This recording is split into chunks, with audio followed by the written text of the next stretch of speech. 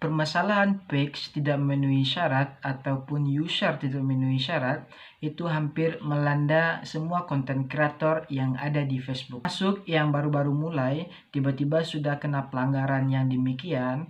Nah, untuk yang sudah lama-lama ya, yang sudah lama-lama main Facebook dan ngonten, kena pelanggaran seperti itu agak menyakitkan gitu ya.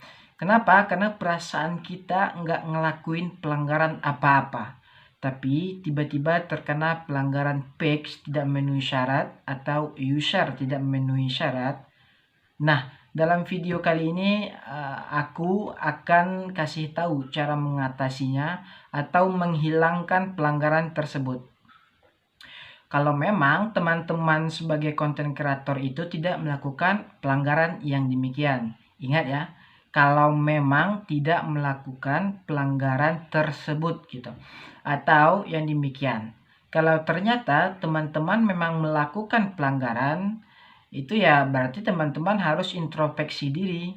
Dan by the way, cara yang aku kasih tahu ini adalah cara yang juga aku terapkan untuk salah satu Facebook yang aku kelola karena sempat terkena pelanggaran tersebut sehingga tidak bisa monetize iklan in-stream tepatnya ya, terhalang gitu meskipun syarat-syarat lain sudah terpenuhi. Jadi aku akan bagi ke teman-teman semuanya dan semoga ini bisa membantu dan semoga juga ampuh di akunnya teman-teman gitu ya. 100% nggak bisa terjamin sih apakah ini akan work di punyanya teman-teman atau enggak, tapi cara ini patut dicoba karena banyak yang belum tahu. Ternyata soalnya aku lihat di forum-forum diskusi seputar konten kreator Facebook itu banyak yang mengalami masalah ini dan enggak tahu cara mengatasinya gimana.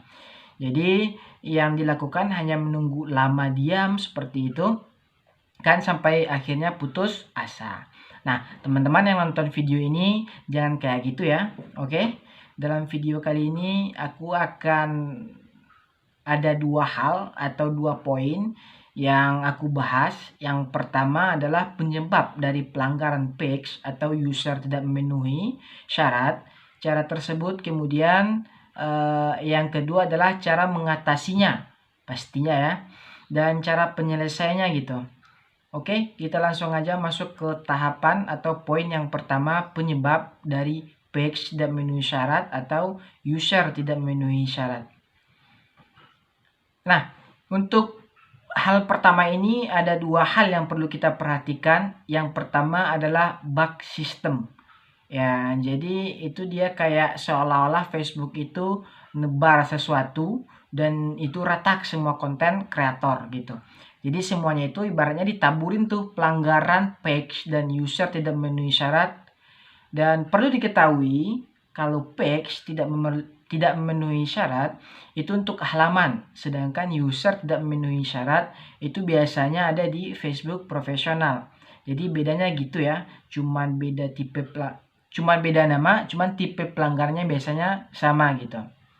Nah, bug system ini diduganya yang pertama adalah yang merasa nggak pernah melakukan pelanggaran, tahu-taunya halaman atau akun Facebooknya terkena pelanggaran tersebut.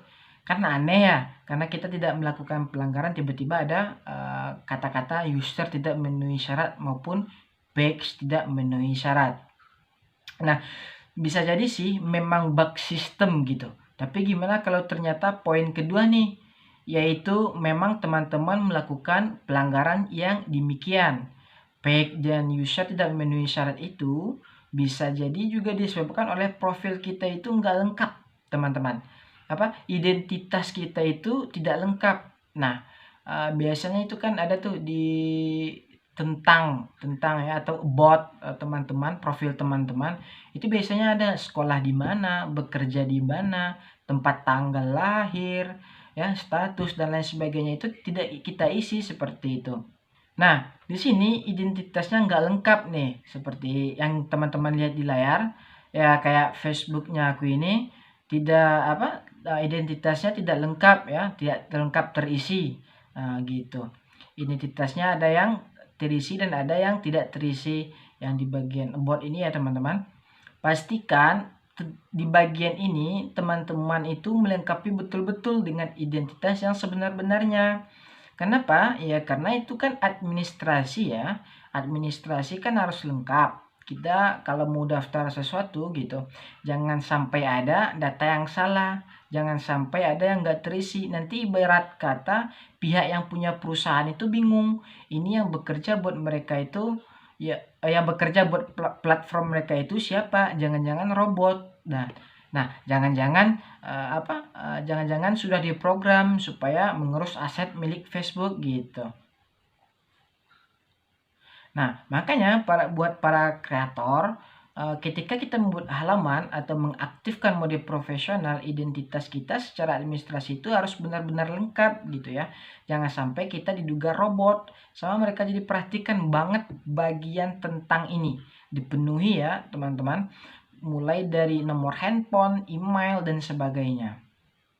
Agar Facebook teman-teman terlihat lebih transparan dan benar adanya seperti itu. Nah, setelah teman-teman melengkapi dokumen maupun profil teman-teman, silakan cek lagi tuh di bagian pelanggarannya apakah masih ada atau enggak.